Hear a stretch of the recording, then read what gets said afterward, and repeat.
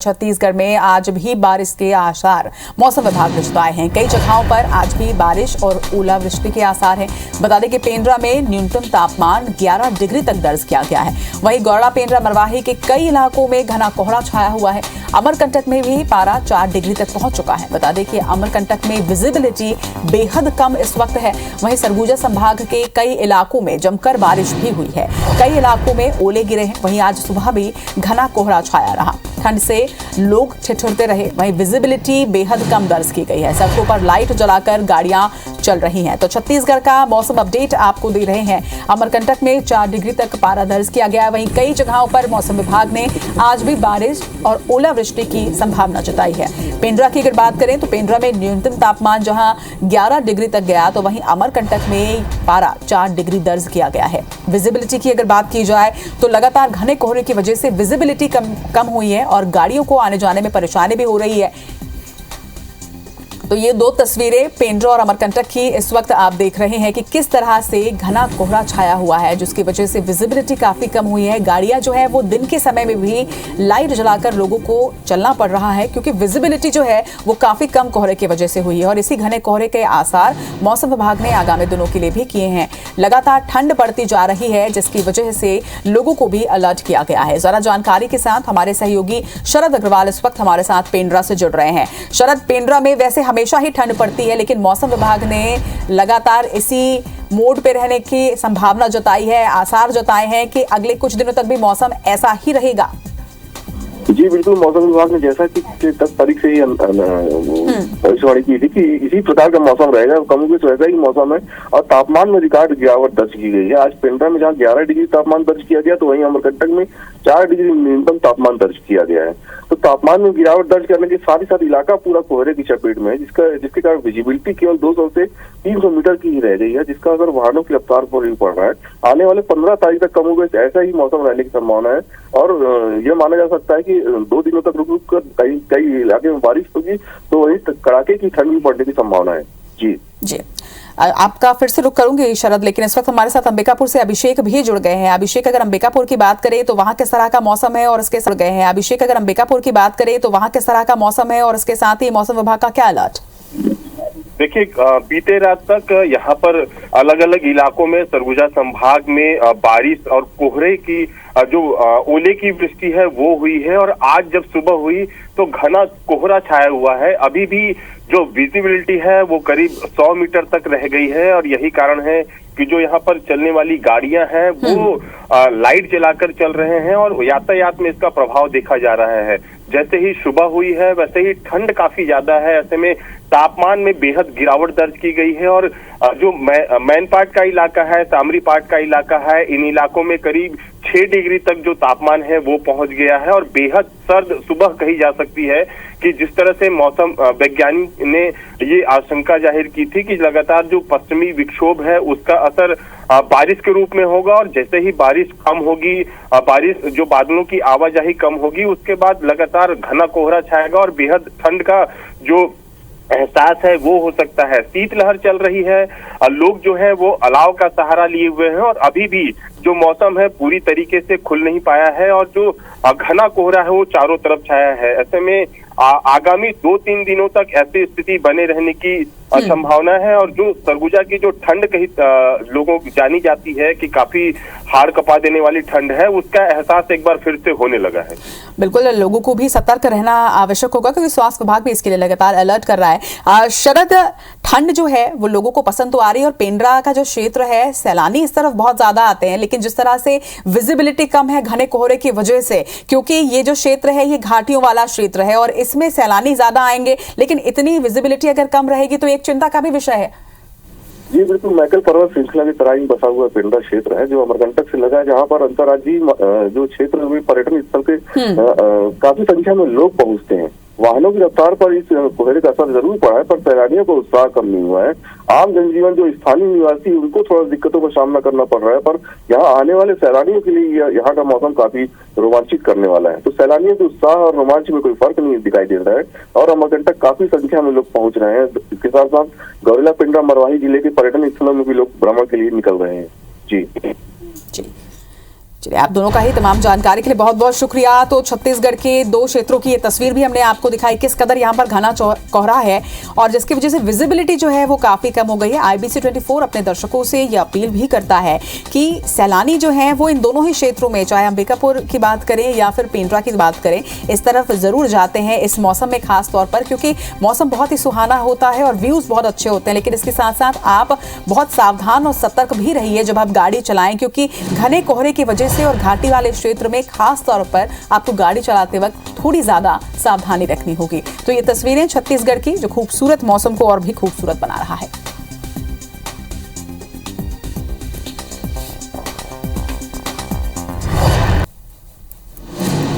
छत्तीसगढ़ के मौसम से आपको अपडेट कर देते हैं। कई जगहों पर आज भी फिर से बारिश और ओलावृष्टि के आसार मौसम विभाग ने जताए हैं। कई जगहों पर ओलावृष्टि के लिए अलर्ट जारी किया गया है। आपको ये भी बता दें कि गौरला, पेंड्रा, मरवाही के कई इलाकों में घना कोहरा छाया हुआ है। पेंड्रा में न्यूनतम तापमान 11 डिग्री दर्ज किया गया, तो वहीं अमरकंटक में भी पारा 4 डिग्री तक पहुंच चुका है।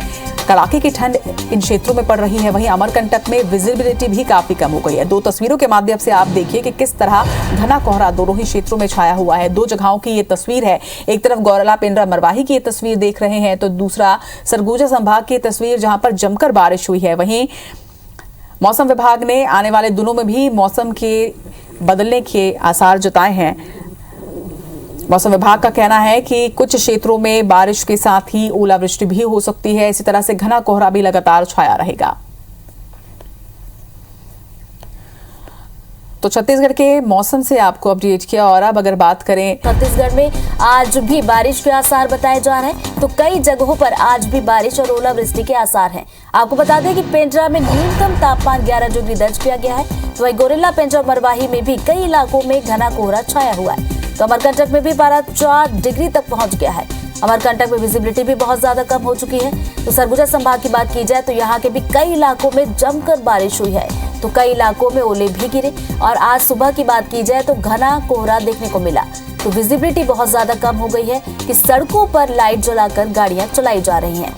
तो छत्तीसगढ़ के मौसम से आपको अपडेट करवा रहे हैं, साथ ही साथ तस्वीरें भी आपको दिखा रहे हैं।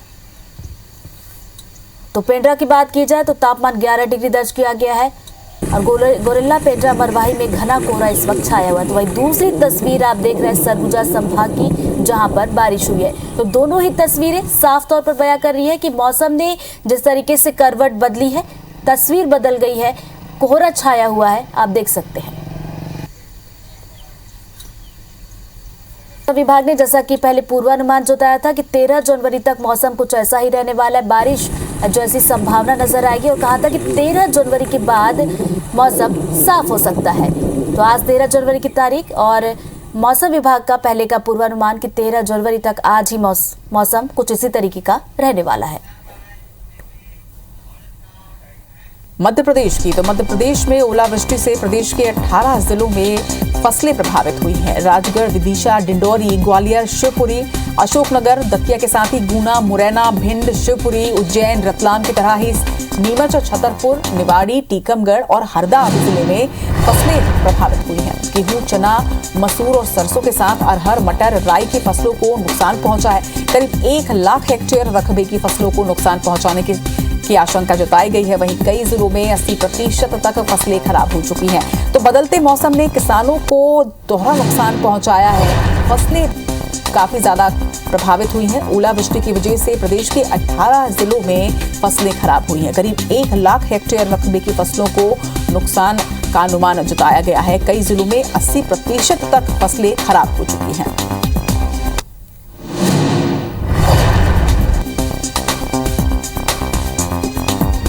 18 जिलों में फसलें प्रभावित हुई हैं। तो राजगढ़, विदिशा, डिंडौरी, ग्वालियर, शिवपुरी, अशोकनगर, इसी के साथ दतिया, गुना, मुरैना, यही नहीं बल्कि भिंड, शिवपुरी, उज्जैन, रतलाम, नीमच, छतरपुर और इसी में निवाड़ी, टीकमगढ़ और हरदा जिले भी की फसलें भी प्रभावित हुई है। आपको बता दें गेहूं, चना, मसूर, सरसों, अरहर, मटर, राई की फसलों को नुकसान हुआ है। तो करीब 1 लाख हेक्टेयर रकबे की फसलों को नुकसान हुआ है, ये जानकारी सामने निकल कर आई है।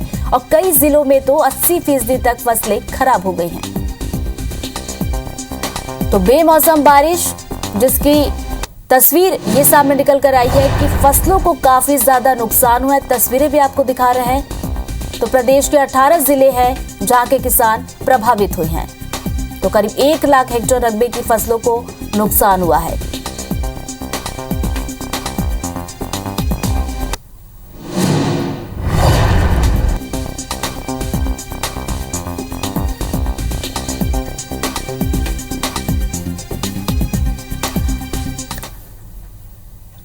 मौसम की स्थिति क्या कुछ रहने वाली है, इस पर ज्यादा अपडेट के साथ हमारे 2 सहयोगी हमारे साथ जुड़ गए हैं। अंबिकापुर से अभिषेक जुड़ गए हैं, तो वहीं भोपाल से विवेक जुड़ गए। सबसे पहले रुक करेंगे भोपाल का। विवेक, प्रदेश के 18 जिलों की फसलें जो है यहाँ पर नुकसान पहुंचा है ओलावृष्टि की वजह से।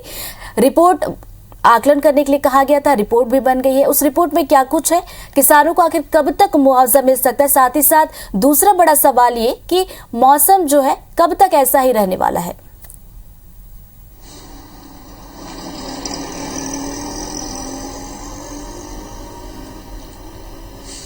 मध्य प्रदेश के 18 जिलों में पिछले दिनों ओलावृष्टि, पाले और बारिश से फसलें चौपट हुई है और इन जिलों में सरकार ने सर्वे के निर्देश दिए थे। 72 घंटे में कलेक्टरों से रिपोर्ट मांगी थी।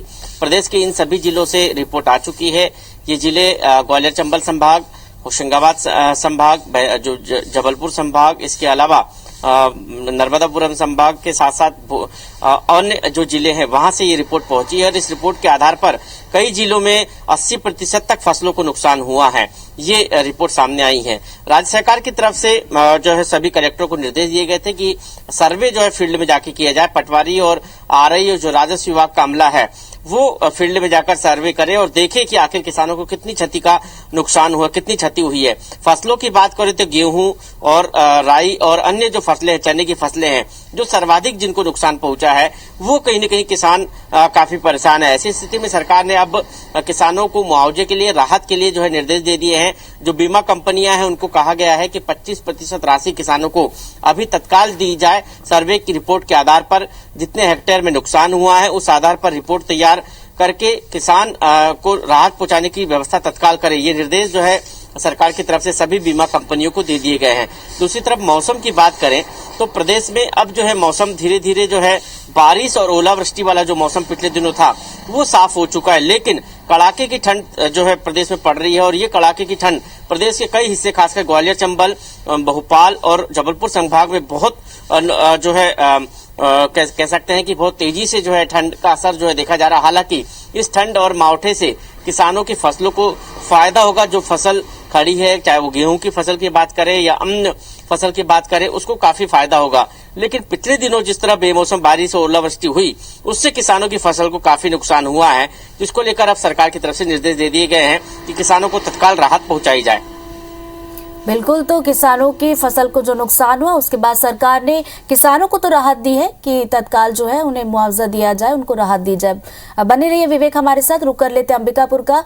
अभिषेक, छत्तीसगढ़ की बात की जाए तो प्रदेश के अलग अलग इलाकों में हम देख रहे हैं कि ओलावृष्टि हुई है और आज भी मौसम विभाग ने बारिश की संभावना जताई है। अंबिकापुर की खासतौर पर बात की जाए तो यहाँ पर ओले भी गिरे हैं। विजिबिलिटी की बात की जाए बहुत ज्यादा कम है। ताजा अपडेट क्या कुछ है वहां पर, किस तरह की स्थिति आप देख पा रहे हैं? देखिए, जो सरगुजा संभाग में जो मौसम का मिजाज है वो करीब 1 सप्ताह से बदला हुआ है और 1 सप्ताह से यहाँ बादलों की आवाजाही तो है ही, साथ ही संभाग के अलग अलग इलाकों में लगातार जो है वो मौसम बदला हुआ है और बारिश के साथ साथ ओलावृष्टि एक बड़ी समस्या बनकर सामने आई है कि अलग अलग इलाकों में ओलावृष्टि हो रही है। ओलावृष्टि के कारण जो खेतों में जो फसल लगी हुई है उसे खासा नुकसान पहुंचा हुआ है। किसान बेहद परेशान हैं और बीते रात तक बात करें तो अलग अलग इलाकों में बलरामपुर के क्षेत्र में भारी ओलावृष्टि की जानकारी मिल रही है। साथ ही साथ जो बारिश है वो लगातार जारी है। बारिश का जो मिजाज है वो बीते रात तक रहा है। अंबिकापुर शहर में भी लगातार बारिश हो रही थी और आज सुबह मौसम जो कि बादलों की यहाँ पर जो उपस्थिति है वो दिख रही है। बरसात अभी तक नहीं हुई है लेकिन जो बारिश जैसा माहौल है वो दिख रहा है और सुबह से ही एक घना कोहरा पूरे संभाग में देखने को मिल रहा था। यही कारण है कि जो विजिबिलिटी है वो बेहद कम थी। जो गाड़ियों की आवाजाही है वो बेहद धीमे गति से चल रही थी गाड़ियां और जो लाइट थे वो चलाकर चल रहे थे ताकि किसी दुर्घटना से बचा जा सके। ऐसे में कहा जा सकता है कि सरगुजा संभाग में लगातार जो मौसम की मार है वो लोग झेल रहे हैं और खासकर किसान इससे बेहद परेशान हैं। दलहन तिलहन की बात करें तो उन्हें खासा नुकसान पहुंचा हुआ है और अलग अलग इलाकों में जो ओलावृष्टि के कारण जो मोटी परत होती है ओले की, वो जमी हुई थी। इसके कारण जो किसान है वो परेशान है। धान खरीदी केंद्रों की बात करें तो लगातार बारिश के कारण कहीं ना कहीं धान की जो आवक है उसमें कमी आई है। धान खरीदी जो है वो प्रभावित हुई है और जिन इलाकों में धान का भंडारण काफी ज्यादा था उन इलाकों में धान को सुरक्षित रखने के लिए काफी मशक्कत करनी पड़ रही है। मौसम विज्ञानी से हमने बात की, उनका कहना था कि इस तरह की स्थिति अभी 2-3 दिन तक और बनी रह सकती है। आज भी जो मौसम विज्ञानी है उन्होंने बारिश की संभावना जाहिर की है कि अलग अलग इलाकों में बारिश हो सकती है और जो घना कोहरा है उसके कारण लोगों को काफी परेशान होना पड़ेगा। दूसरी तरफ बात करें तो मैनपाट को छत्तीसगढ़ का शिमला कहा जाता है और यहाँ पर मौसम बेहद सुहाना हो चुका है। जो घना कोहरा है उसके कारण पर्यटक यहाँ पर पहुंच रहे हैं। तो कहा जा सकता है कि अलग अलग लोग अलग अलग तरीके से इस मौसम का कहीं लाभ भी ले रहे हैं, कहीं इंजॉय भी कर रहे हैं, लेकिन एक तरह से किसानों के लिए बेहद परेशान होने वाला है। बिल्कुल, तो ये बेमौसम बारिश जहां पर पर्यटकों को अपनी तरफ खींच रहा है, लेकिन वहीं किसानों की बात की जाए तो किसानों के लिए मुसीबत इसने खड़ी कर दी है। बहुत बहुत शुक्रिया आप दोनों का जानकारी के लिए।